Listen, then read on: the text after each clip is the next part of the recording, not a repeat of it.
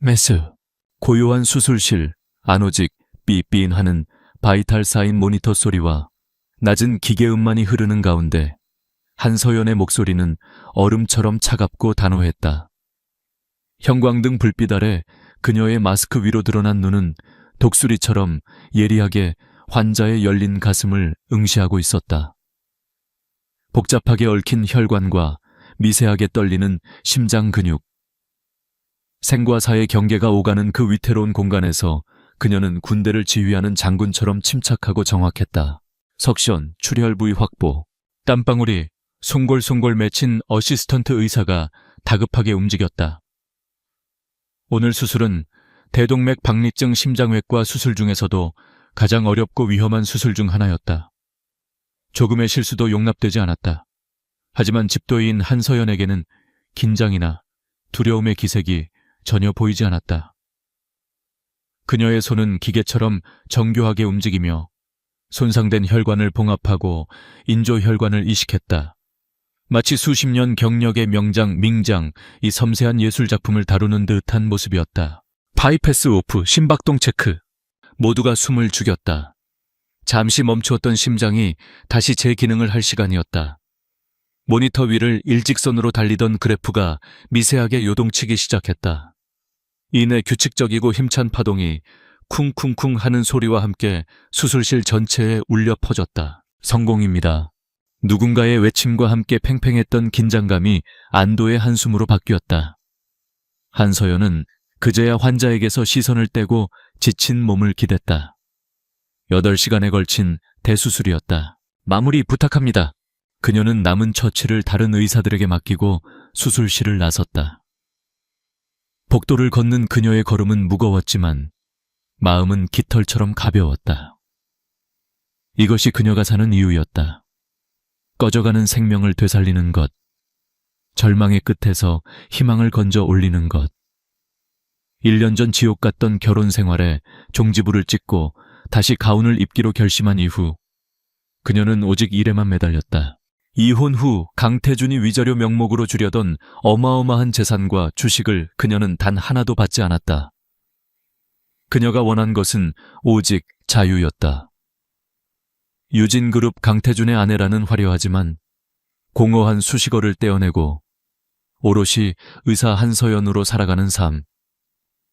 그녀는 자신의 실력만으로 세종대학병원 흉부외과에서 자리를 잡았고 불과 1년 만에 가장 촉망받는 에이스로 떠올랐다. 탈의실에서 땀에 젖은 수술복을 벗고 샤워를 마치고 나오자 그녀의 락커에 따뜻한 커피 한 잔과 샌드위치가 담긴 봉투가 걸려 있었다. 봉투에는 다정한 필체로 쓴 포스트잇이 붙어 있었다. 8시간 동안 굶었을 텐데 제발 뭐라도 좀 먹어요, 독한 한 선생. 당신의 유일한 잔소리꾼, 비. 서연의 입가에 자신도 모르게 옅은 미소가 번졌다. 비는 소아과 의사인 백현우였다. 대학 시절 잠시 풋사랑의 감정을 나누었던 첫사랑이자 지금은 그녀가 병원에서 유일하게 마음을 터놓고 지내는 친구. 현우는 언제나 이렇게 말없이 그녀를 챙겨주었다. 그의 따뜻함은 지난 결혼 생활 동안 차갑게 얼어붙었던 그녀의 마음을 조금씩 녹여주고 있었다. 커피를 들고 의국으로 들어서자 때마침 현우가 그녀를 발견하고 손을 흔들었다. 수술 잘 끝났어. 표정 보니 성공인가 보네. 덕분에, 잔소리꾼 비 덕분에 에너지 보충도 하고. 서연이 포스트잇을 흔들어 보이며 장난스럽게 웃었다. 현우는 안심한 듯 가슴을 쓸어내렸다. 네오 그러다 정말 쓰러져. 아무리 강철 체력이라도 좀 쉬엄쉬엄해. 걱정 마. 나 한서연이야. 두 사람이 마주보며 웃는 모습은 한 폭의 그림처럼 평화로웠다. 서연은 이 순간이 좋았다. 권력이나 돈 복잡한 이해관계가 얽히지 않은 순수한 인간적인 관심과 우정. 이것이 바로 그녀가 그토록 갈망했던 삶이었다. 그런데 아까부터 병원 분위기가 좀 뒤숭숭하지 않아? 현우가 주변을 둘러보며 말했다. 로비의 기자들이며 검은 양복 입은 사람들이며 잔뜩 몰려왔던데 무서운 일인데. 나도 잘은 몰라. 듣자 하니 우리 병원의 새로운 대주주가 된 투자자가 오늘 처음 방문하는 날이라고 하더라고. 뭐 유진그룹인가 뭔가 하는 대단한 회사라던데. 유진그룹. 그 세 글자가 서연의 뇌리를 망치처럼 강타했다. 심장이 바닥으로 쿵 하고 떨어지는 듯한 감각. 손에 들고 있던 종이컵이 힘없이 구겨졌다. 그녀가 애써 외면하고 도망치고 잊으려 했던 과거의 이름이었다. 그녀를 3년간 황금세장에 가두었던 그 남자의 왕국. 서연아, 왜 그래? 얼굴이 새하얘졌어. 현우가 걱정스럽게 그녀의 어깨를 잡았다. 서연은 아무 말도 할 수 없었다. 아니겠지. 설마. 대한민국에 유진그룹이 하나뿐인 것은 아니니까. 동명이인의 다른 회사일 거야. 그녀는 필사적으로 스스로를 위안했다. 하지만 그 위안은 오래가지 못했다. 한서연 선생 지금 어디 있나? 의국문이 거칠게 열리며 박 원장이 헐레벌떡 뛰어들어왔다. 그의 이마에는 식은땀이 송골송골 맺혀 있었고 표정에는 아첨과 긴장이 뒤섞여 있었다. 원장님, 무슨 일이십니까? 무세운 일이냐니, 지금 유진그룹 강태준 회장님께서 직접 행차하셨어. 우리 병원 흉부외과에 관심이 많으시다며 특별히 에이스인 한 선생을 만나보고 싶어 하시네. 어서 준비하고 나와. 강태준. 마침내 그녀가 가장 두려워했던 이름이 박 원장의 입에서 흘러나왔다. 세상이 빙글 도는 것 같았다. 그녀가 힘들게 쌓아 올린 평화로운 일상이 모래성처럼 허무하게 무너져 내리는 소리가 들렸다. 저는 지금 몸이 좋지 않아서. 서연은 본능적으로 거절했다. 그를 다시 만나고 싶지 않았다. 아니, 만나서는 안 됐다. 하지만 박 원장은 그녀의 말을 들은 척도 하지 않았다. 몸이 안 좋긴 뭐가 안 좋아. 유진그룹이 어떤 곳인 줄 알아? 이번 투자건에 우리 병원에 사활이 걸려 있단 말이야. 이건 명령이야. 당장 나를 따라와. 박 원장은 거의 방황제로 그녀의 팔을 잡아 끌었다. 서연은 속수무책으로 끌려가면서 걱정스러운 눈으로 자신을 쳐다보는 현우에게 괜찮다는 눈짓을 보낼 힘조차 없었다. 병원 로비는 이미 인산인해를 이루고 있었다. 기자들의 카메라 플래시가 정신없이 터졌고 병원 이사진들은 허리를 굽힌 채 한 남자를 둘러싸고 있었다. 그 중심에 강태준이 서 있었다. 1년 만에 보는 그는 여전했다. 값비싼 맞춤 정장은 그의 완벽한 몸을 더욱 돋보이게 했고 흐트러짐 없이 뒤로 넘긴 머리와 날카로운 턱선은 주변의 모든 것을 압도하는 권위적인 아우라를 뿜어냈다. 그는 병원 임원들의 아첨 어린 보고를 건성으로 들으며 지루하고 짜증이 난다는 듯한 표정을 숨기지 않았다. 마치 자신의 왕국을 순시하는 오만한 사자처럼. 그 순간 지훈의 시선이 박 원장에게 이끌려 나오는 서연을 발견했다. 시간이 멈췄다. 수많은 인파 속에서 그의 짙고 깊은 눈은 오직 한서연 그녀에게만 고정되었다. 그의 눈빛 속에서 스쳐 지나가는 감정을 서연은 읽을 수 없었다. 놀라운 분노 혹은 지독한 그리움. 강태준은 자신에게 무언가를 설명하려던 박 원장의 말을 가차없이 끊어버렸다. 그리고는 그를 둘러싼 모든 사람들을 마치 투명 인간처럼 무시한 채 오직 그녀를 향해 성큼성큼 걸어오기 시작했다. 한 걸음 한 걸음. 그의 구둣발 소리가 서연의 심장을 쿵쿵하고 내리찍었다. 피할 수 없는 폭풍이 마침내 그녀의 눈앞에 도달하고 있었다. 강태준의 구둣발이 한서연의 앞에서 멈춰섰다. 그가 뿜어내는 압도적인 존재감에 주변의 모든 소음이 거짓말처럼 잦아들었다. 병원 이사진과 기자들은 모두 숨을 죽인 채 대한민국의 가장 젊고 강력한 CEO와 그가 뚫어지게 쳐다보는 평범한 여의사의 기묘한 대치 상황을 지켜보고 있었다. 여기서 숨어 있었군. 마침내 강태준이 입을 열었다. 그의 목소리는 나지막했지만 그 안에는 1년 동안 골마 터지기 직전까지 응축된 분노와 배신감이 서려 있었다. 유진그룹 만화님 자리가 그렇게 싫었나. 고작 이런 냄새나는 병원에서 시체 닦는 일이나 하려고 나를 버렸어. 그의 말은 날카로운 비수가 되어 서연의 심장에 박혔다. 의사라는 신성한 직업을 시체 닦는 일로 폄하하는 그의 오만함. 그리고 그들의 이혼을 오롯이 그녀의 탓으로 돌리는 이기심. 변한 것이 하나도 없었다. 서연은 치밀어 오르는 분노를 억누르며 차갑게 가면을 썼다. 강태준 회장님, 세종대학병원에 오신 것을 환영합니다. 병원 시차를 원하신다면 박 원장님께서 안내해 드릴 겁니다. 그녀는 의도적으로 회장님이라는 호칭을 사용하며 그와 자신 사이에 거대한 벽을 쌓았다.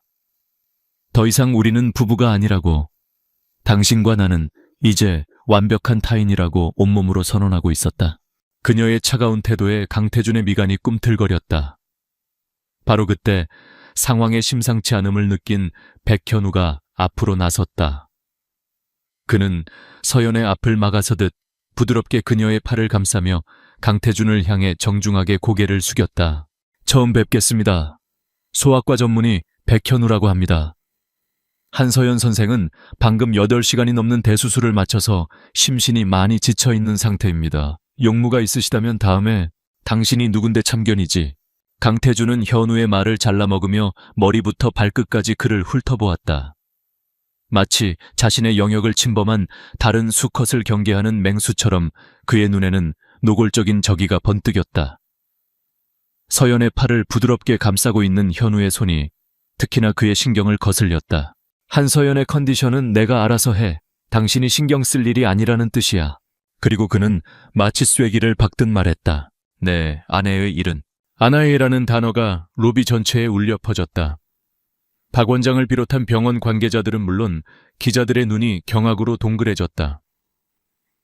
백현우 역시 충격받은 표정으로 서연을 돌아보았다. 서연은 얼굴에서 핏기가 사라지는 것을 느끼며 현우의 팔을 뿌리치듯 놓았다. 헛소리 마세요, 강태준 씨.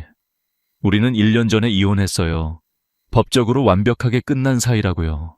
서류 몇 장으로 우리 관계가 끝날 거라고 생각했나? 태준이 비웃었다.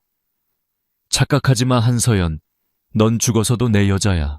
그의 지독한 집착과 소유욕이 담긴 말에 서연은 숨이 막혔다. 뇌리에서는 과거의 기억이 선명하게 되살아났다. 3년 전 그들의 신혼집이었던 거대한 펜트하우스. 서연아, 이 프로젝트만 끝나면 나 다시 병원으로 돌아가면 안 될까? 레지던트 과정마저 마치고 싶어. 갓 결혼한 서연이 희망에 찬 목소리로 물었다. 그녀는 태준을 사랑했고 그의 아내가 된 것이 행복했다. 하지만 의사라는 꿈 역시 포기할 수 없었다. 하지만 태준의 대답은 냉정했다. 그는 소파에 앉아 신문을 보던 시선도 거두지 않은 채 말했다. 무세운 소리야. 유진그룹의 안주인 자리가 의사 나부랭이보다 못하다는 건가? 당신은 이제 내 주에만 신경 쓰면 돼. 필요한 게 있으면 뭐든지 말해. 병원이라도 하나 사줄 테니 다시는 그 피냄새 나는 곳에 갈 생각하지 마. 태준 씨, 나한테 의사라는 직업은 그냥 나부랭이가 아니에요. 내 꿈이고 내 인생이라고요. 당신의 인생은 이제 나 강태준이야. 태준은 그제야 신문을 내려놓고 그녀를 바라보았다. 그의 눈에는 사랑이 아닌 소유욕만이 가득했다. 나는 내 여자가 다른 남자들 틈에 섞여 밤새도록 일하는 꼴 못 봐. 특히 그 백현우라는 작자랑은 앞으로 연락도 하지 마.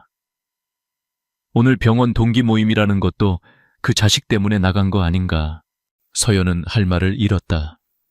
그는 그녀의 꿈을 존중하지 않았고 그녀의 인간관계를 의심했으며 그녀의 모든 것을 자신의 통제해 두려고 했다.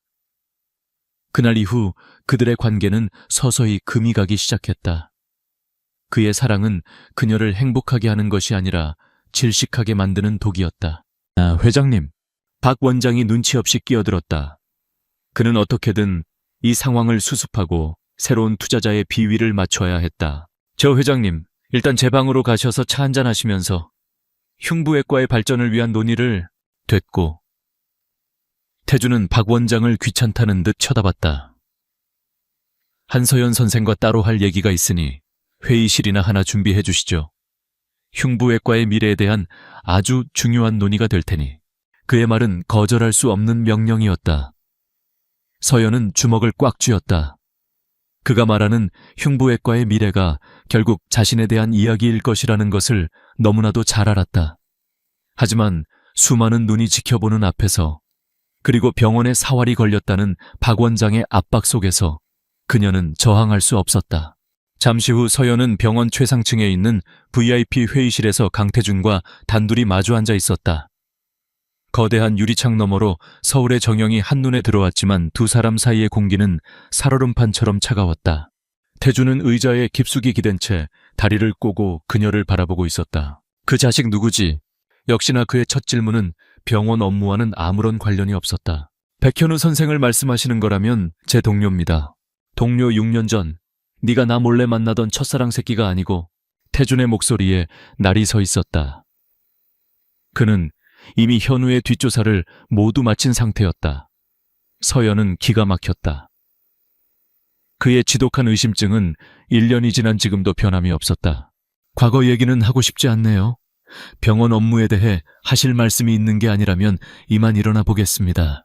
아니야. 태준이 낮은 목소리로 명령했다. 내가 왜 이혼 서류에 도장을 찍어줬는지 알아. 언젠가 네가 지쳐서 네 발로 나한테 다시 돌아올 거라고 믿었기 때문이야. 그런데 고작 저런 놈 옆에서 웃고 있는 꼴을 보려고 내가 1년을 기다린 줄 알아. 착각하지 마세요, 강태준 씨. 난 단 한순간도 당신에게 돌아갈 생각을 해본 적 없으니까. 그리고 현우 씨는 고작 저런 놈이 아니에요. 당신처럼 사람의 마음을 돈이나 권력으로 재단하는 사람이 아니라고요. 서연의 반박에 태준의 얼굴이 차갑게 굳었다. 그는 자리에서 일어나 그녀가 앉아있는 의자 옆으로 다가왔다. 그리고는 허리를 숙여 그녀의 귓가에 위험한 목소리로 속삭였다. 그래, 내가 돈과 권력밖에 없는 놈이라서 당신이 그렇게 좋아하는 그 자식한테서 당신을 빼앗아 보려고. 내가 가진 모든 걸 이용해서 당신이 다시 내 옆자리에 오게 만들 거야. 당신이 나 없이는 단 하루도 살 수 없게 철저하게 망가뜨려서라도. 그것은 사랑 고백이 아닌 저주에 가까운 선전포고였다. 서연은 온몸에 소름이 돋는 것을 느끼며 자리에서 벌떡 일어났다. 당신은 정말 최악이야. 그녀는 더 이상 그와 같은 공간에 있을 수 없었다. 그녀는 뒤도 돌아보지 않고 회의실 문을 향해 걸어갔다. 강태준 씨, 우리의 관계는 끝났어요. 저는 이제 한서연 의사이고 당신은 세종대학병원의 투자자일 뿐입니다. 부디 공과 사를 구분해 주시길 바랍니다. 병원과 관련 없는 용무라면 다시는 저를 찾지 마세요. 쾅 하는 소리와 함께 문이 닫혔다. 회의실에 홀로 남겨진 강태준은 부들부들 떨리는 손으로 주먹을 꽉 쥐었다. 그의 완벽하게 통제된 표정 뒤로 거대한 질투와 상실감이 폭풍처럼 휘몰아치고 있었다. 감히 내가 나를 거부해. 그녀의 차가운 눈빛, 그를 완벽한 타인으로 대하는 태도, 그리고 다른 남자 옆에서 행복하게 웃던 모습. 그 모든 것이 그의 이성을 마비시키고 있었다. 마음속에서 웅크리고 있던 시커먼 질투의 불꽃이 이제 걷잡을 수 없는 화마 H5모가 되어 타오르기 시작했다. 강태준이 병원에 투자한 이후 세종대학병원의 공기는 미묘하게 바뀌었다. 그는 투자자라는 명목으로 거의 매일같이 병원에 나타났다. 그의 공식적인 방문 목적은 흉부외과에 대한 집중적인 지원과 발전을 위한 현장 시찰이었지만 그곳의 모든 사람들은 그의 진짜 목적이 무엇인지 알고 있었다. 그의 시선은 언제나 한서연을 쫓았다. 그녀가 수술실에 들어가면 그는 수술실 밖복도에서 몇 시간이고 기다렸다. 그녀가 컨퍼런스에서 발표를 하면 그는 맨 앞자리에 앉아 그녀의 모든 행동을 지켜보았다. 그녀가 동료들과 잠시 커피를 마시며 웃기라도 하면 그의 얼굴은 순식간에 차가운 빙산처럼 변했다. 그는 보이지 않는 감옥을 만들어 그녀의 모든 일거수일투족을 감시하고 옥죄었다. 서연은 미쳐버릴 것 같았다. 그녀는 그를 무시하려 애썼지만 등 뒤에 꽂히는 그의 집요한 시선을 느끼지 않을 수 없었다. 그녀의 동료들 역시 거대한 권력자 앞에서 불편해하며 그녀와의 대화를 피하기 시작했다. 그녀가 간신히 되찾았던 평화로운 일상은 강태준이라는 단 한 사람으로 인해 다시 산산조각 나고 있었다. 그날도 서연은 응급으로 실려온 환자의 심장 수술을 집도했다. 교통사고로 인한 심장 파열 생존 확률이 10%도 채 되지 않는 최악의 케이스였다. 그녀는 무려 10시간 동안 메스를 손에서 놓지 않고 사투를 벌였다. 그리고 기적처럼 그녀는 환자를 죽음의 문턱에서 다시 한번 끌어냈다. 수술이 끝나고 녹초가 된 몸으로 수술실 문을 나서는 순간 서연은 휘청하며 벽을 짚었다. 눈앞이 캄캄해지고 다리에 힘이 풀렸다. 며칠간 이어진 긴장과 수면 부족이 한계에 다다른 것이다. 서연아, 그녀의 몸이 바닥으로 쓰러지기 직전 단단한 팔이 그녀를 붙잡았다. 늘 그렇듯 백현우였다. 그는 걱정이 가득한 얼굴로 그녀의 상태를 살폈다. 괜찮아, 너 정말 이러다 큰일 나. 안색이 엉망이야. 그는 자신의 주머니에서 깨끗한 손수건을 꺼내 땀으로 흠뻑 젖은 그녀의 이마를 부드럽게 닦아주었다. 그의 손길은 조심스럽고 따뜻했다. 그는 쓰러질 듯한 그녀를 부축해 복도에 있는 의자에 앉히고 자판기에서 따뜻한 꿀물을 뽑아와 그녀의 손에 쥐어주었다. 고마워요, 현우야. 너 아니었으면 정말 큰일 날 뻔했네. 서연은 희미하게 웃으며 꿀물을 한 모금 마셨다. 따뜻한 온기가 온몸으로 퍼지며 긴장이 조금 풀리는 듯 했다. 그녀는 자신도 모르게 현우의 어깨에 머리를 살짝 기댔다. 지금 이 순간 그녀에게는 작은 위로와 휴식이 절실했다. 두 사람 사이에는 편안하고 따뜻한 공기가 흘렀다. 그들은 서로에게 이성적인 감정이 있어서가 아니라 오랜 시간 힘든 길을 함께 걸어온 동료이자 친구로서 서로를 아끼고 있었다. 하지만 그 광경을 복도 저편에서 지켜보고 있는 한 남자가 있었다. 강태준이었다. 그의 두 눈은 이글이글 타오르는 불꽃과도 같았다. 한서연. 감히 자신의 손길조차 거부하던 그녀가 다른 남자 앞에서 저렇게 편안하고 무방비한 모습을 보이고 있었다. 심지어 그의 어깨에 머리를 기대고 있었다. 백현우가 그녀의 이마를 닦아주던 그 다정한 손길이 마치 자신의 눈을 지지는 인두처럼 느껴졌다. 그의 머릿속에서 이성의 끈이 툭 하고 끊어지는 소리가 났다. 그는 더 이상 참을 수 없었다. 그는 성큼성큼 두 사람을 향해 걸어갔다. 그의 발걸음에는 지축을 울리는 듯한 분노가 담겨 있었다. 지금 뭐 하는 짓이지? 얼음장 같은 목소리에 서연과 현우는 깜짝 놀라 고개를 들었다. 그들 앞에는 지옥의 사신과도 같은 표정을 한 강태준이 서 있었다. 태준은 대답할 틈도 주지 않고 서연의 팔을 거칠게 잡아챘다. 서연이 아픈 신음을 흘렸다. 현우가 깜짝 놀라 자리에서 일어나며 그의 손을 막아섰다. 강태준 씨 뭐 하는 겁니까 지금? 서연이는? 닥쳐. 태준은 현우의 가슴을 세게 밀쳤다. 의사로서 몸 관리를 해온 현우였지만 작정하고 달려드는 태준의 힘을 당해낼 수는 없었다. 현우는 몇 걸음 뒤로 비틀거리며 물러났다. 내가 상관할 일이 아니라고 했을 텐데. 태준은 경멸의 눈빛으로 현우를 쏘아본 뒤 거의 질질 끌다시피 서연을 데리고 복도 끝 비교적 인적이 드문 비상계단 근처로 향했다. 하지만 이미 그들의 소란에 몇몇 의사와 간호사 환자들이 복도에 나와 무슨 일인지 지켜보고 있었다. 이거 너 미쳤어, 강태준. 서연이 그의 손을 뿌리치려 발버둥 쳤지만 그는 아랑곳하지 않았다. 그는 그녀를 차가운 벽으로 거칠게 밀어붙이고 양팔로 그녀가 도망갈 길을 완벽하게 차단했다. 미쳤다고 그래. 미쳤다. 널 이렇게 만든 건 바로 너야, 한서연. 그의 눈은 광기로 번들거렸다. 감히 내 앞에서 저 자식과 시시덕거려. 내가 웃음나. 내 아내였던 여자가 다른 놈 품에 안겨 웃는 꼴을 보고도 내가 가만히 있을 것 같았어. 당신하고는 끝났다고 했잖아요. 난 더 이상 당신 아내가 아니야. 서연도 지지 않고 소리쳤다. 그녀의 눈에는 분노와 함께 억울함의 눈물이 고였다. 아니, 태준이 낮게 으르렁거렸다. 내 온 영원히 내 여자야. 내가 그걸 똑똑히 가르쳐주지. 그 말이 끝남과 동시에 그는 서연의 턱을 거칠게 붙잡고 그녀의 입술을 짓눌렀다. 그것은 키스가 아니었다. 분노와 질투, 그리고 지독한 소유욕이 뒤섞인 일방적인 폭력이자 자신의 소유물임을 만천에 각인시키려는 낙인과도 같은 행위였다. 서연은 필사적으로 저항했지만 10시간의 수술로 기력이 다한 그녀의 힘으로는 역부족이었다. 그녀의 입술에서 비릿한 피맛이 느껴졌다.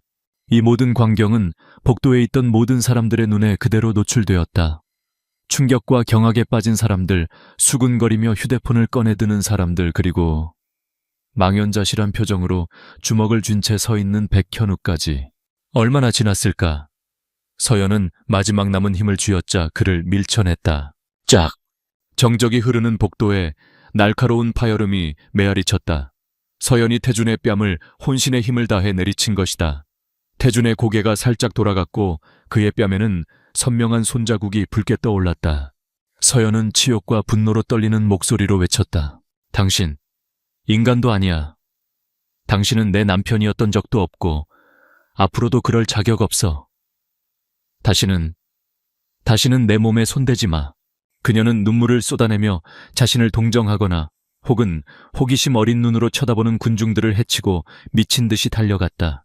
복도에 홀로 남겨진 태주는 얼얼한 뺨을 감싸 쥐지도 못한 채 그녀가 사라진 방향을 멍하니 바라보았다.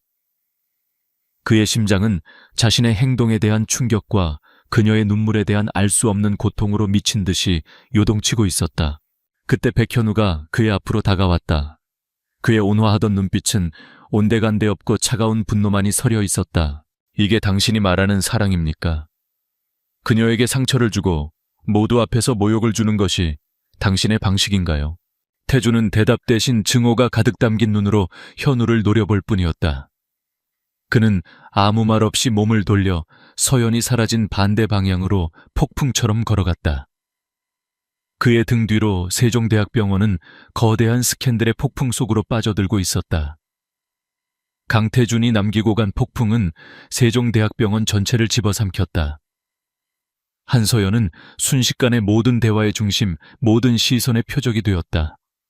그녀가 복도를 지날 때마다 등 뒤로 수근거리는 소리가 유령처럼 따라붙었다. 저 여자가 그 여자래. 유진그룹 회장이랑 그렇고 그런 사이라는. 어머, 어쩐지. 별 경력도 없는 것 같은데 흉부외과 에이스라고 띄워줄 때부터 알아봤어. 이혼당한 주제에 다시 꼬리치는 거 아냐. 완전 부려우네. 날카로운 말들은 비수가 되어 그녀의 온몸에 박혔다. 억울하고 분했지만 그녀는 아무런 변명도 할 수 없었다. 모두가 보는 앞에서 강태준에게 붙들려 강제로 키스를 당한 것은 사실이었기 때문이다. 진실이 무엇이든 사람들은 이제 그녀를 실력 있는 의사가 아닌 권력자와의 스캔들에 휩싸인 여자로만 보고 있었다. 그녀가 피땀 흘려 쌓아 올린 모든 명성과 신뢰가 한순간에 무너져 내리고 있었다. 서연은 텅 빈 당직실에 몸을 숨겼다. 문을 잠그자마자 애써 버티고 있던 다리가 풀리며 그 자리에 주저앉았다. 분노와 치욕으로 온몸이 부들부들 떨렸다. 눈물이 쏟아질 것 같았지만 그녀는 입술을 깨물며 억지로 참았다. 여기서 무너지면 강태준이 원하는 대로 되는 것이었다. 똑똑. 그때 조심스러운 노크 소리와 함께 다정한 목소리가 들려왔다. 서연아, 나야. 현우, 문 좀 열어줄 수 있을까? 서연은 잠시 망설이다가 천천히 일어나 문을 열었다. 문 앞에는 걱정이 가득한 얼굴의 백현우가 서 있었다. 그의 손에는 따뜻한 허브티가 들려 있었다. 그는 아무것도 묻지 않았다. 그저 조용히 들어와 그녀의 손에 찻잔을 쥐어주고 맞은편 의자에 앉았다. 내 잘못이 아니야, 서연아. 한참의 침묵 끝에 그가 말했다. 그 사람이 이상한 거야. 그러니까 너 자신을 탓하지 마. 그 한마디에 서연이 애써 누르고 있던 감정의 둑이 무너져 내렸다. 그녀의 눈에서 뜨거운 눈물이 쉴 새 없이 흘러내렸다. 현우는 말없이 그녀의 옆으로 다가와 어깨를 토닥여 주었다. 그의 위로는 화려한 미사여구는 없었지만 그 어떤 말보다도 진실되고 따뜻하게 그녀의 마음을 파고들었다. 하지만 그들이 모르는 사이 이 스캔들을 자신만의 기회로 이용하려는 자가 있었다. 바로 박 원장이었다. 그는 강태준의 라이벌 기업인 태신제약과 비밀리에 손을 잡고 진성그룹의 투자를 유치한 뒤 결정적인 순간에 뒤통수를 칠 계획을 꾸미고 있었다. 이번 스캔들은 그에게 있어 강태준을 압박하고 한서연이라는 눈의 가시를 치워버릴 절호의 기회였다. 다음 날 박 원장은 서연을 자신의 사무실로 호출했다. 그는 인자한 미소를 띤 채 걱정스럽다는 듯 입을 열었다. 한 선생, 어제 일은 나도 들었네. 많이 힘들겠지만 그래도 프로답게 처신해야지. 이번 일로 우리 병원 이미지가 얼마나 실추됐는지 아나 환자들 불만은 물론이고 이사회에서도 말이 많아. 그는 위로하는 척하며 모든 책임을 그녀에게 떠넘기고 있었다. 그래서 말인데 당분간은 여론이 잠잠해질 때까지 수술은 좀 쉬는 게 어떻겠나. 자네 실력이야. 내가 잘 알지만 지금은 때가 아니야. 당분간은 연구실에서 논문 작업이나 하면서 근신하게. 이것도 다 자네를 보호하기 위한 조치이니 내 뜻을 이해해주게. 그것은 보호를 가장한 명백한 좌천이었다.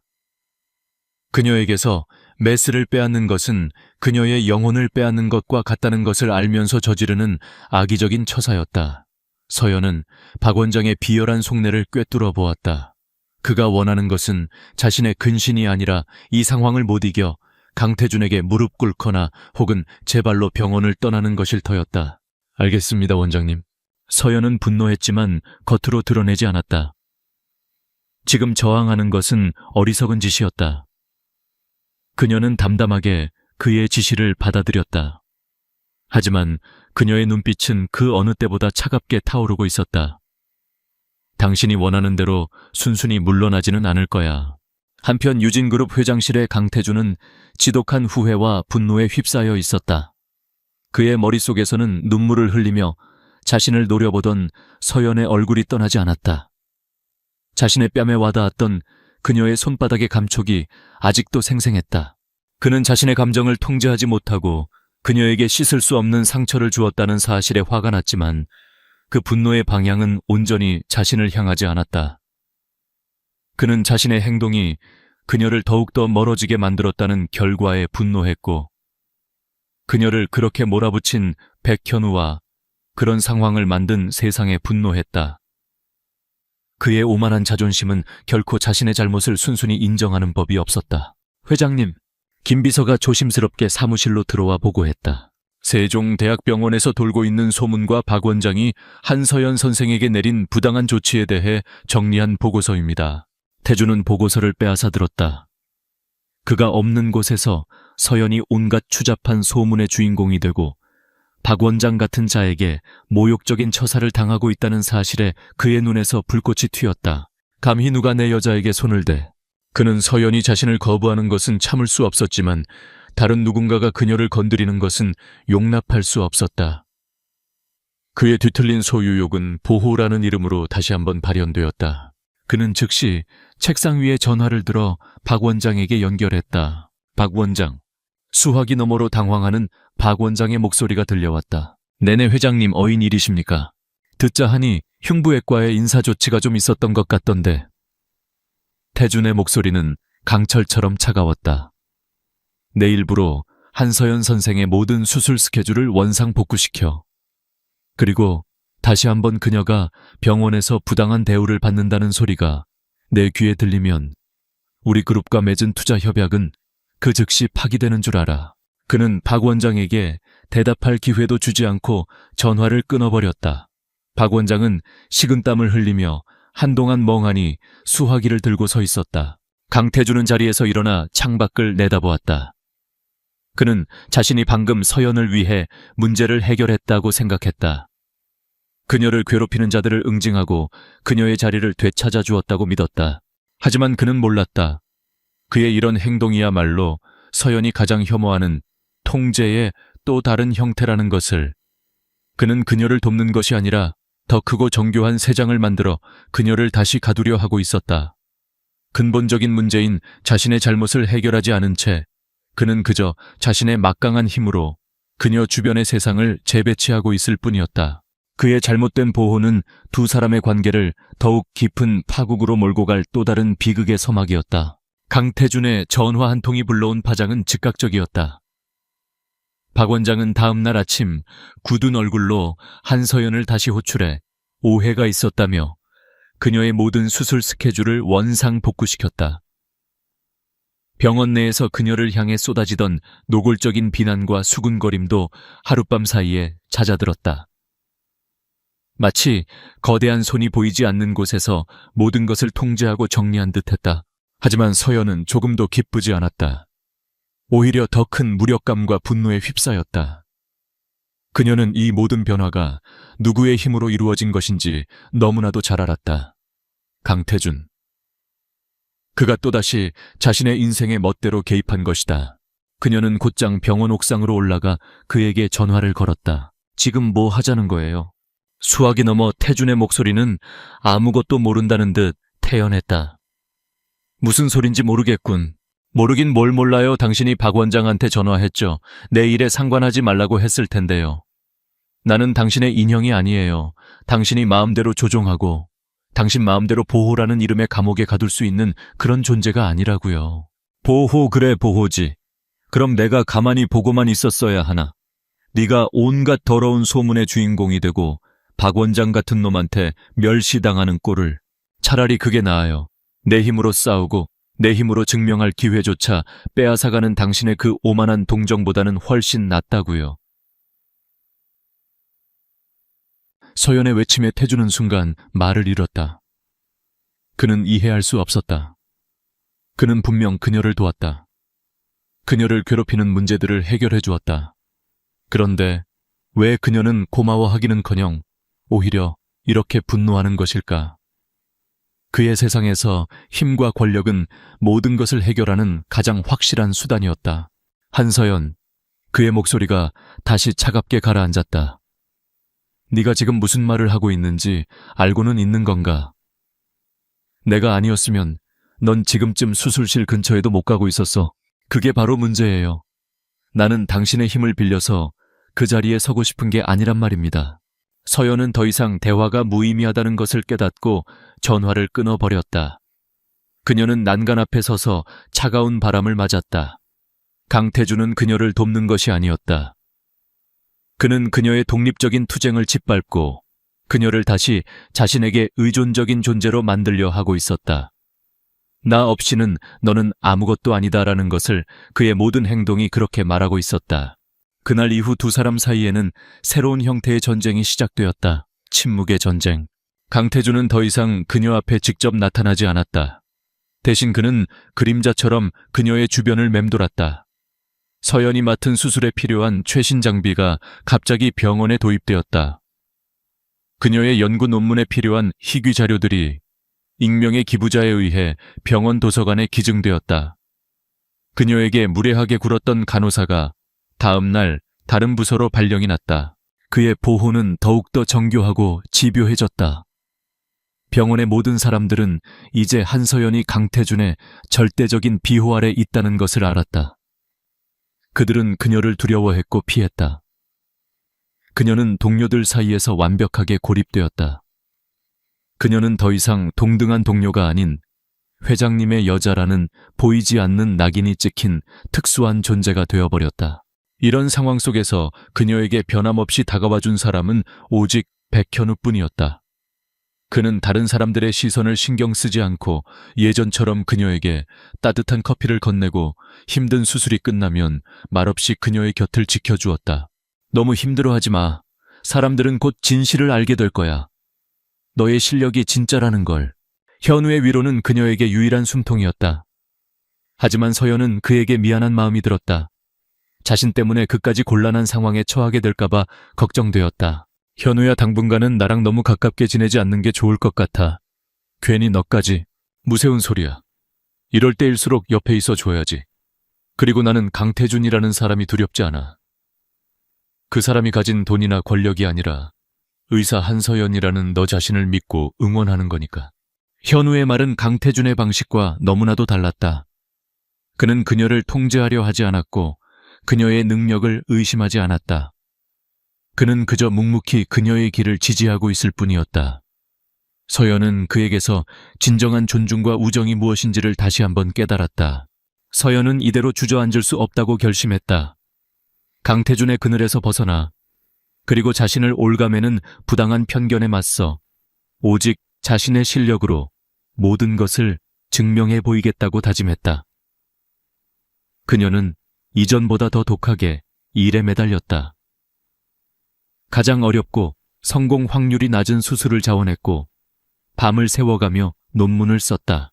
그러던 어느 날 그녀는 자신이 집도했던 환자들의 수술 기록과 예후를 검토하며 데이터를 정리하고 있었다.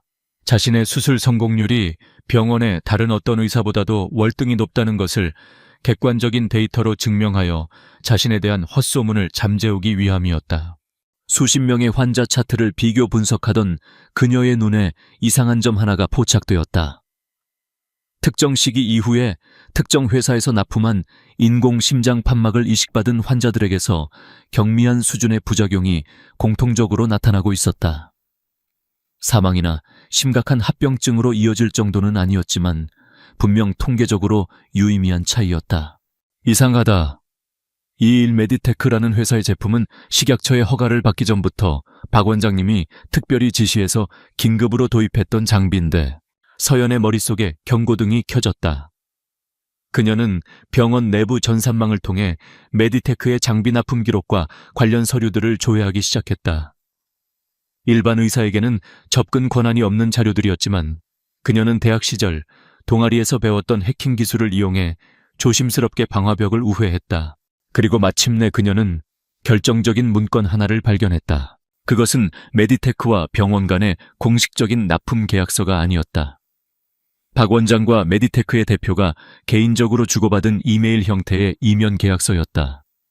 거기에는 정식 수입 단가보다 훨씬 부풀려진 가격과 그 차액이 박 원장의 차명 계좌로 입금된다는 내용이 명시되어 있었다.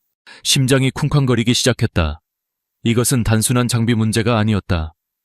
병원장이 직접 개입된 거대한 의료기기 비리, 그리고 환자들의 생명을 담보로 한 위험한 범죄였다. 그녀는 강태준과의 지긋지긋한 싸움 속에서 자신도 모르는 사이에 훨씬 더 거대하고 추악한 음모의 실마리를 발견한 것이다. 서연은 이메일 내용을 즉시 자신의 개인 USB에 복사했다. 이제 그녀의 손에는 박 원장의 목을 겨눌 수 있는 날카로운 칼이 쥐어졌다. 그녀는 더 이상 스캔들에 휘말린 나약한 피해자가 아니었다. 거대한 부패에 맞서 싸워야 하는 또 다른 전쟁의 한복판에 서게 된 것이다. 그녀는 USB를 꽉 쥔 채 창밖을 내다보았다. 이제 그녀의 싸움은 단지 강태준에게서 벗어나는 것만이 아니었다. 의사로서의 양심을 걸고 이 썩어빠진 병원의 진실을 밝혀내야만 했다. 박 원장은 뱀처럼 교활하고 예민한 남자였다. 그는 병원 내에 자신만의 정보망을 촘촘히 깔아두고 있었다. 한서연이 자신의 비리와 관련된 자료들을 캐내고 다닌다는 사실이 그의 귀에 들어가는 것은 시간 문제였다. 자신의 목에 칼이 들어오고 있다는 것을 직감한 그는 선수를 쳐서 그녀를 재기불능 상태로 완전히 짓밟아버리기로 결심했다. 그는 아주 치밀하고 잔혹한 의료함정을 설계했다. 며칠 뒤 현직 국회의원이자 차기 대권주자로 거론되는 거물정치인 오정환 의원이 급성 심근경색으로 세종대학병원에 입원했다. 전 국민의 이목이 집중되는 병원의 명운이 걸린 중요한 환자였다. 박 원장은 모든 언론이 지켜보는 앞에서 직접 기자회견을 열었다. 오정환 의원님의 수술은 우리 병원 최고의 실력을 자랑하는 흉부외과 한서연 선생이 직접 집도할 것입니다. 우리는 한 선생의 실력을 믿으며 반드시 수술을 성공시켜 국민 여러분의 기대에 부응하겠습니다. 그것은 칭찬을 빙자한 공개적인 압박이자 실패했을 경우 모든 책임을 떠넘기기 위한 교묘한 밑밥 작업이었다. 서연은 이것이 함정이라는 것을 알았지만 의사로서 눈앞에 위급한 환자를 거부할 수는 없었다. 수술 당일 수술실에는 그 어느 때보다 무거운 긴장감이 흘렀다. 박 원장은 자신의 신복인 마취과 의사와 수술실 간호사를 미리 매수해 두었다. 그의 지시는 간단했다. 수술 중 예측 불가능한 위기 상황을 만들어라. 수술은 초반에는 순조롭게 진행되었다. 서연은 평소처럼 냉철하고 완벽하게 수술을 이끌었다. 그러나 관상동맥우 회수를 거의 마무리 지어가던 결정적인 순간 갑자기 환자의 혈압이 미친 듯이 곤두박질치기 시작했다. 바이탈 모니터에서 요란한 경고음이 터져 나왔다. 혈압 급강하 심실세동 발생. 마취과 의사가 다급하게 외쳤다. 수술 전 검사에서는 전혀 발견되지 않았던 교과서에도 나오지 않는 비정상적인 반응이었다. 수술팀 전체가 패닉에 빠졌다. 제세동기 준비해. 서연이 소리쳤다. 하지만 몇 번의 전기 충격에도 환자의 심장은 정상을 되찾지 못했다. 이대로라면 1분 안에 뇌사 상태에 빠질 수 있는 절체절명의 위기였다. 그 순간 서연의 뇌리에서 수술 전 보았던 환자의 차트, 그 중에서도 아주 사소했던 알레르기 반응 기록 하나가 스쳐 지나갔다. 그리고 방금 전 마취과 의사가 투여했던 한근고제의 성분이 그와 미세하게 상충될 수 있다는 아주 희귀한 논문의 내용이 떠올랐다. 이것은 의도하지 않으면 절대 일어날 수 없는 조합이었다. 함정이야. 서연은 모든 것을 깨달았다. 하지만 원인을 규명할 시간은 없었다. 그녀는 환자를 살려야만 했다. 그녀는 모든 매뉴얼을 무시하고 자신의 직감과 판단에 모든 것을 걸기로 했다. 메스를 다시 줘. 대동맥을 직접 열고 새로운 우회로를 만들겠어. 지금 당장. 그녀의 결정에 수술팀 모두가 경악했다. 그것은 너무나도 위험하고 무모한 도박과도 같은 시도였다. 선생님, 그건 너무 위험합니다. 매뉴얼대로 해야 합니다. 하지만 서연의 눈빛은 흔들리지 않았다. 내 책임이야. 지금은 나를 믿어. 그녀는 신들린 듯한 손놀림으로 다시 환자의 가슴을 열었다. 시간과의 싸움, 죽음과의 사투가 다시 시작되었다. 수술실 밖에서는 아무도 그녀의 고독한 싸움을 알지 못했다. 한편 이 모든 소식은 실시간으로 강태준에게 보고되고 있었다. 한서연이 오정환 의원의 수술을 맡았다는 소식을 들었을 때부터 그는 불길한 예감에 휩싸여 있었다. 박 원장이 아무 이유 없이 그녀를 띄워줄 리가 없었다. 그는 자신의 정보팀을 총동원해 수술실 내부의 상황을 파악하고 있었다. 환자의 상태가 급격히 나빠졌다는 보고를 들었을 때 그는 이것이 박 원장의 계략임을 확신했다. 그의 심장이 차갑게 내려앉았다. 이번 일은 그가 병원의 장비를 기증하거나 박 원장을 협박하는 것만으로는 해결할 수 없는 문제였다. 이것은 의사의 전문 영역 안에서 벌어진 일이었다. 섣불리 개입했다가는 오히려 그녀를 더 큰 위험에 빠뜨릴 수 있었다.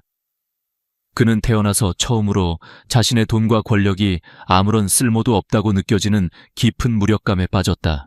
몇 시간이 흐른 뒤 수술실의 문이 열리고 서연이 나왔다. 그녀의 온몸은 땀으로 흠뻑 젖어 있었고 얼굴은 새하얗게 질려 있었다. 하지만 그녀는 해냈다. 환자는 기적적으로 안정을 되찾았다. 그러나 그녀를 기다리고 있던 것은 격려가 아닌 박 원장이 소집한 긴급징계위원회였다. 회의실에 불려간 서연 앞에는 박 원장과 병원 이사진, 그리고 미리 매수된 마취과 의사가 앉아 있었다. 한서연 선생. 박 원장이 위선적인 표정으로 입을 열었다. 당신을 중대한 의료과실 및 직권남용 혐의로 징계위원회에 회부합니다. 당신은 중요한 수술 중에 검증되지 않은 독단적이고 무모한 시술을 감행하여 환자를 생명의 위협에 빠뜨렸습니다. 매수된 마취과 의사는 저는 분명히 매뉴얼대로 약물을 투여했지만 한 선생이 갑자기 흥분하며 무리한 지시를 내렸다고 거짓 증언을 했다. 조작된 환자의 데이터와 서연의 돌발 행동은 그녀를 파렴치한 의사로 몰아가기에 충분했다. 의사 면허 박탈은 물론 형사처벌까지 받을 수 있는 최악의 상황이었다. 서연은 필사적으로 자신의 판단이 옳았음을 주장했지만 아무도 그녀의 말을 믿어주지 않았다. 그녀는 완벽한 고립무원의 상태에 빠졌다. 그때 회의실 문이 벌컥 열렸다. 강태준이었다. 그는 더 이상 오만한 CEO의 모습이 아니었다. 그의 얼굴에는 다급함과 진심 어린 걱정이 서려 있었다. 그는 이 사진들의 만류도 뿌리치고 곧장 서연에게로 걸어왔다. 이게 함정이라는 거 알아. 그가 서연의 눈을 똑바로 바라보며 말했다. 그의 목소리는 낮고 진지했다. 지금까지의 내 방식이 틀렸어. 미안하다. 하지만 지금은 내 자존심보다 당신이 더 중요해. 이건 나 혼자서 해결할 수 없는 문제야. 하지만 우리 둘이라면, 함께라면 이길 수 있어. 그는 처음으로 그녀에게 부탁을 하고 있었다. 당신이 가진 증거, 박 원장을 무너뜨릴 수 있는 그 증거를 내게 줘. 나는 내 모든 정보망을 이용해서 오늘 수술실에서 무슨 일이 있었는지, 그 배후에 누가 있는지를 밝혀낼게. 제발 우리 같이 싸우자. 이것은 명령이나 통제가 아니었다. 절박한 협력의 제안이었다. 서연은 혼란스러웠다. 그를 믿어야 할까? 그의 손을 잡는 순간 다시 그의 세상에 종속되는 것은 아닐까? 하지만 그녀는 또한 알고 있었다. 이 거대한 음모 속에서 혼자서는 결코 이길 수 없다는 것을. 그녀의 의사로서의 인생, 그녀의 모든 것이 벼랑 끝에 몰려 있었다. 그녀는 자신을 바라보는 강태준의 눈을 보았다. 그 안에는 처음으로 지독한 소유욕이 아닌 그녀를 향한 순수한 걱정과 절박함이 담겨 있었다. 길고 긴 침묵 끝에 서연은 결심했다. 그녀는 자신의 가운 주머니에서 박 원장의 비리 증거가 담긴 USB를 꺼냈다. 그리고 그것을 그의 손에 쥐어주었다. 요하요. 그녀의 목소리는 떨렸지만 의지는 단호했다. 여기서부터 시작하죠. 깨지기 쉬운, 그러나 절박한 동맹이 맺어지는 순간이었다. 지독하게 서로를 밀어내던 두 사람은 공동의 적 앞에서 마침내 하나의 목표를 위해 손을 잡았다. 이제 거대한 방역의 서막이 오르고 있었다. 두 사람의 위태로운 동맹이 맺어진 순간 거대한 방역에 톱니바퀴가 미친 듯이 돌아가기 시작했다. 강태준은 유진그룹의 모든 역량을 총동원했다. 그의 지휘 아래 최고의 전문가들로 구성된 팀이 한서연이 넘겨준 USB를 분석했고 또 다른 팀은 오정환 의원의 수술실에서 벌어진 일의 진실을 파헤쳤다. 결과는 하루 만에 나왔다. 한서연의 USB에 담긴 자료는 박 원장과 태신제약의 검은 커넥션을 입증하는 완벽한 증거였다. 부풀려진 장비 대금 차명 계좌로 흘러들어간 수십억 원의 리베이트 내역은 그가 평생 감옥에서 썩고도 남을 만한 범죄의 기록이었다. 동시에 수술실의 진실도 밝혀졌다. 태준의 팀은 병원의 보안 시스템을 뚫고 수술실 내부에 설치된 음성 녹음 파일을 확보했다. 거기에는 마취과 의사와 간호사가 박 원장의 지시를 언급하며 말을 맞추는 내용이 고스란히 담겨 있었다. 그들의 계좌로 거액의 돈이 입금된 사실까지 밝혀내자 게임은 끝난 것이나 다름없었다. 한편 한서연은 자신의 모든 의학적 지식을 쏟아부어 보고서를 작성했다. 오정환 의원에게 나타난 비정상적인 약물 반응이 얼마나 희귀한 사례인지, 그리고 자신이 감행했던 무모해 보이는 시술이 왜 환자를 살릴 수 있었던 유일한 방법이었는지를 논리 정연하게 증명해냈다. 그녀의 보고서는 단순한 해명 자료가 아니라 그 자체로 훌륭한 학술 논문이었다. 모든 준비는 끝났다. 이제 남은 것은 적의 심장부에서 이 모든 진실을 터뜨리는 것뿐이었다. 이틀 후 한서연의 징계를 최종 결정하기 위한 2차 징계위원회가 열렸다. 박 원장은 승리를 확신한 듯 여유로운 미소를 띠고 있었다. 그는 이미 모든 언론에 한서연의 의료 과실이 명백하다는 정보를 흘려 그녀를 사회적으로 완전히 매장시킬 준비를 마친 상태였다. 그럼 징계위원회의 최종 결정을 발표하겠. 박 원장이 의사봉을 들고 선언하려는 바로 그 순간이었다. 회의실 문이 열리며 강태준이 그의 변호인단과 함께 들어섰다. 그의 등장은 회의장에 있던 모든 사람들을 경악하게 만들었다. 잠깐, 아직 이 회의는 끝나지 않았습니다. 태준은 박 원장에게 눈길 한번 주지 않고 곧장 회의장 스크린에 준비해온 노트북을 연결했다. 첫 번째로 화면에 뜬 것은 한서연이 작성한 보고서였다. 그리고 곧이어 미국과 독일의 저명한 심장외과 석학들과의 화상 연결이 이루어졌다. 태준이 밤새 직접 연락해 섭외한 이들이었다. 그들은 서연의 보고서를 검토한 뒤 만장일치로 그녀의 판단이 정확했으며 오히려 위기 상황에서 보여준 그녀의 창의적인 시술은 경이로운 수준이라고 극찬했다. 이것으로 한서연 선생의 의료 과실 혐의는 완벽하게 벗겨졌다고 생각합니다. 박 원장의 얼굴이 굳어지기 시작했다. 하지만 그는 애써 태연한 척했다. 그렇다고 해도 환자를 위험에 빠뜨린 독단적인 행동은 독단적인 행동이 아니라 조작된 위기에 대한 최선의 대응이었죠. 태준의 말이 끝나자마자 스크린에는 수술실의 음성 녹음 파일이 재생되었다. 마취과 의사와 간호사가 범행을 모의하는 목소리가 회의실 전체에 울려 퍼졌다. 두 사람의 얼굴은 새하얗게 질렸다. 태준의 변호사가 그들의 계좌 내역을 증거로 제시하자 그들은 그 자리에서 모든 것을 자백하고 말았다. 이제 마지막 카드였다. 박 원장님, 태준이 마침내 그를 돌아보았다. 그의 눈빛은 지독하게 차가웠다. 이제 당신 차례입니다. 스크린에는 서연의 USB에 담겨있던 박 원장의 모든 비리 내역이 적나라하게 펼쳐졌다. 그의 차명 계좌, 태신제약과 주고받은 이면 계약서, 수십억 원의 검은 돈의 흐름, 박 원장은 온몸을 부들부들 떨며 거짓말이야, 저건 다 조작된 거야 라고 외쳤다. 하지만 그의 마지막 발악은 회의실 문을 열고 닥쳐 들어온 검찰 수사관들에 의해 끝이 났다. 세종대학병원 박상민 원장 업무상 배임 및 뇌물수수 혐의로 긴급 체포합니다. 한편의 영화와도 같은 반전이었다. 박 원장과 그의 하수인들은 그 자리에서 수갑을 차고 끌려나갔고 이 모든 광경은 태준이 미리 연락해둔 기자들의 카메라에 고스란히 담겼다. 모든 것이 끝났다. 한서연의 이름 앞을 가로막던 모든 누명은 벗겨졌다. 그녀는 하루아침에 부도덕한 의사에서 거대한 의료 비리를 밝혀낸 영웅이자 천재 의사로 재조명받았다. 회의실이 소란스러운 가운데 서연은 조용히 강태준을 바라보았다. 그는 그녀에게 다가와 나지막이 말했다. 미안했다. 그리고 고마워. 나를 믿어줘서. 그날 저녁 두 사람은 아무도 없는 병원 옥상에서 다시 마주했다. 길고 길었던 싸움이 끝난 뒤 찾아온 침묵은 어색했지만 더 이상 차갑지는 않았다. 왜 그렇게까지 했어요? 서연이 먼저 입을 열었다. 그냥 나를 무시하고 내버려 뒀으면 됐잖아요. 그럴 수가 없었으니까.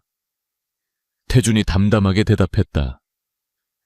나는 네가 없는 세상에서 단 하루도 제대로 살아본 적이 없어, 서연아. 그는 처음으로 자신의 약한 속내를 드러내고 있었다. 나는 너를 사랑하는 방법을 몰랐어. 너를 잃을까봐 두려웠고 그 두려움이 나를 집착하게 만들었지. 너의 꿈을 존중하는 대신 꺾으려 했고 너를 믿는 대신 내 통제해 두려고 했어. 너의 날개를 꺾어서라도 내 옆에 두고 싶었던 내 사랑이 너를 얼마나 질식하게 만들었는지 이제야 깨달았어. 정말 미안하다. 그의 진심 어린 사과에 서연의 마음을 올가매고 있던 마지막 얼음 조각이 녹아내리는 듯했다. 그녀는 그를 증오했지만 한때는 누구보다도 그를 사랑했었다. 나도 미안해요. 당신을 이해하려 하지 않고 밀어내기만 했으니까. 두 사람은 오랫동안 아무 말 없이 서울의 야경을 내려다보았다. 수많은 오해와 상처의 시간이 그들 사이에 놓여 있었지만 이제는 그것을 딛고 서로를 마주볼 수 있게 되었다. 며칠 후 백현우가 서연을 찾아왔다. 그는 모든 진실을 알게 된 뒤였다. 행복해야 해, 서연아. 진심으로. 그는 씁쓸하지만 따뜻한 미소를 지었다. 나는 네가 평범하고 조용한 행복을 찾길 바랐지만 어쩌면 너는 폭풍의 한가운데서 가장 빛나는 사람인지도 모르겠다. 그 사람 옆에서 너 자신을 잃지 말고 당당하게 너의 길을 가. 그는 마지막까지 그녀의 행복을 빌어주며 멋지게 돌아섰다. 3개월 후 한서연은 세종대학병원 흉부외과의 최연소 과장이 되었다. 그녀의 리더십 아래 흉부외과는 국내 최고의 팀으로 거듭나고 있었다. 강태준은 더 이상 병원에 나타나지 않았다. 그는 유진그룹의 회장으로서 자신의 자리에서 묵묵히 그녀를 응원했다. 그는 병원에 대한 지원을 아끼지 않았지만 그녀의 일에 대해서는 단 한마디도 간섭하지 않았다. 어느 늦은 저녁 일을 마치고 병원을 나서는 서연의 앞에 익숙한 차 한 대가 멈춰섰다. 차에서 내린 것은 강태준이었다. 그는 예전처럼 화려한 정장 차림이 아닌 편안한 니트 차림이었다. 이제 유진그룹 안주인 자리는 필요 없어. 그가 말했다. 나는 그냥 의사 한서연의 남편이 되고 싶어. 당신의 꿈을 응원하고 당신이 힘들 때 기댈 수 있는 그런 평범한 남편 말이야. 그는 그녀에게 화려한 보석이나 약속 대신 진심이 담긴 눈빛과 따뜻한 손을 내밀었다. 서연은 그의 손을 바라보았다. 한때는 자신을 옥죄던 그 손이 이제는 너무나도 따뜻하고 든든하게 느껴졌다. 그녀는 환하게 웃으며 그의 손을 마주잡았다. 두 사람은 아무 말 없이 나란히 밤거리를 걸었다. 지독했던 과거는 지나갔다. 이제 그들의 앞에는 서로를 존중하고 믿으며 함께 만들어갈 새로운 미래가 찬란하게 펼쳐져 있었다. 그것은 완벽한 해피엔딩이 아닌 수많은 노력과 이해가 필요한 새로운 시작이었다.